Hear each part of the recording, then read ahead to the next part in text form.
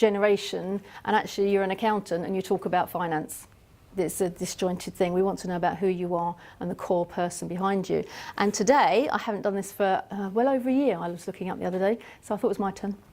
So this is about me. Was I a natural networker? That's what a lot of people call me, a networking tart. That's what I'm known for. Was it natural? Not at all. But let me start at the beginning, give you the background behind me.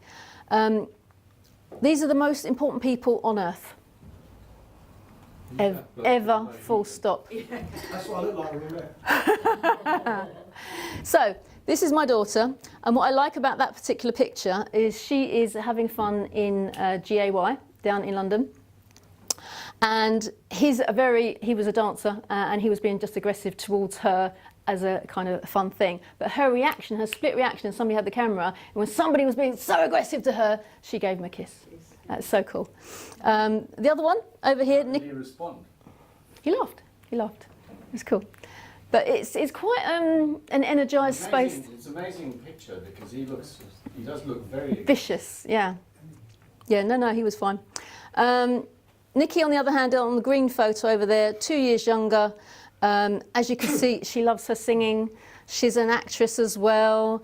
She's a director, she's a writer, she produces shows, and she has a day job as well. She's very artistic. She doesn't know how clever she is, but she is. And between the two of them, with Alan there, being very proud, going off doing stuff on holiday. What I like about them is you rarely get a normal photo from these two. They're always doing something that's a bit cheeky and a bit fun, and they have no inhibitions.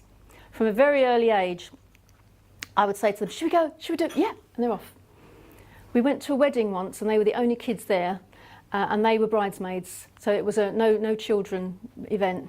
So I briefed them beforehand and said, listen guys, you're working, you've got the frock, you have to be working, you've got to be on the whole time.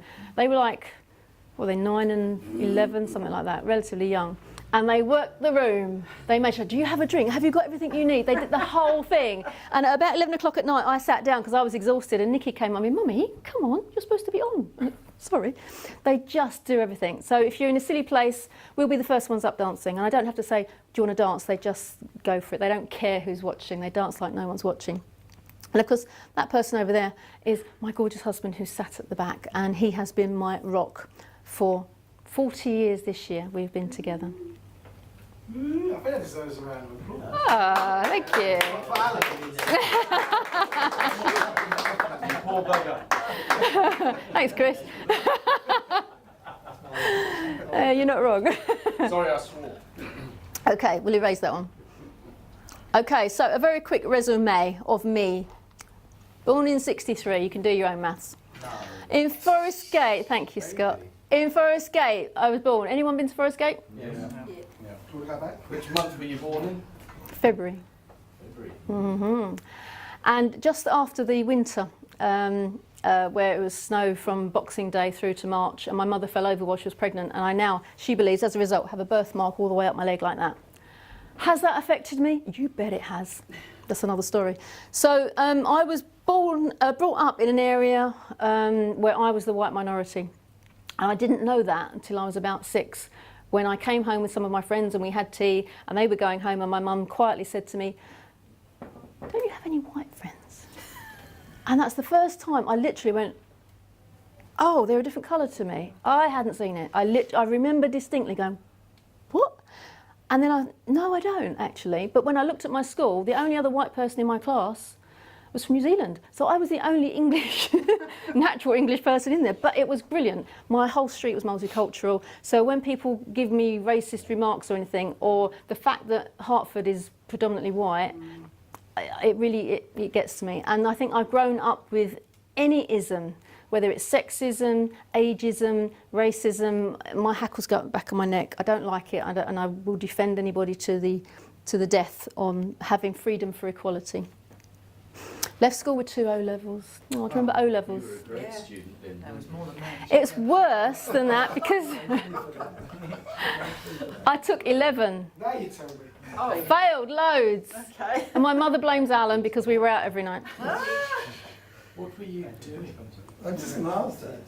What? What were you doing? What were you doing to plug 9 O-levels? I'd just say I left school with no qualifications whatsoever. So you did very well. And neither did Well I. done. Thank you. So But I you're was- better than me. I was classed as a failure because I was expected to get 11. So, I got okay. 6. Woo! It's not competition. It means- I took one It's every not year, so I was competition. 23. Was this too much bike shed going on Yeah. between Yeah, you? yeah. He's quick, isn't he? He's quick, yes. I had a job for 10 years, so I left school at 16. Why would I go on to do A-levels? School was so boring, so restrictive.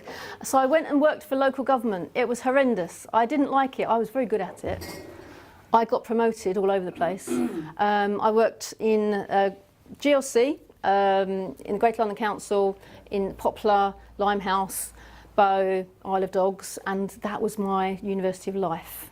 So during that time, I had people pull knives on me. I talked to people out of suicide. I went into properties and found dead bodies. I evicted people on a regular basis, young families with tiny tots. It was heartbreaking. It was not a good place to be. So I retired to the relative safety of Brentwood. I became a rent collector. I had thousands of pounds in my bags, literally walking around with this money at the age of 22. And you know, you're supposed to put it in a safe. I didn't do that. You were supposed to meet the security men to offload it. I didn't do that. I'd go to the pub and then anyway, naughty. Anybody could have had that money off of me. I wasn't good at it, all right? I really wasn't good at it. And I ended up my days at East Herts District Council overseeing a project for £13 million. This is back in 1989, to redo Seal Farm. Those of you who know Seal Farm, the new properties that were there, and that was down to me. And I left them to it in the middle of it because I got pregnant. I had much more fun. So basically, this is my life experience. I left home at 18, mortgaged by 19, married at 21, mum at 26. Boring, eh? Done. Been there, done that. Glad you got on the property ladder at that stage. My dad said I was bonkers. That's the first time I ever went against my dad. He was my hero. It really was hard for me to go, I know you want me to rent, Dad, but I'm doing this. And he came... You did. Oh, yeah. What a shrewd move that was. So we first started our first business with Alan 25, brown and tiny, still going strong. Got my honours degree at 37. There was a little part of me that goes, I only got 2 A-levels, but I'm not stupid. So I kind of had to prove it to myself. It wasn't until I had my second daughter that my mum actually said to me, oh yes, your teacher said you were so good you could have gone to university. I left school at 16. I didn't even know what university was. That's how my world was like this. So I thought I have to go and prove it to myself. And then sitting in the room in the lectures, I'm thinking, I know so much more than you do. Why are you at the front of the room and I should be doing that? And from that point of view, I always wanted to be at the front of the room. It's kind of like every time I see somebody, even at Landmark on Wednesday, I was like, I want that job. I want to do what she's doing. I love the thought of doing that.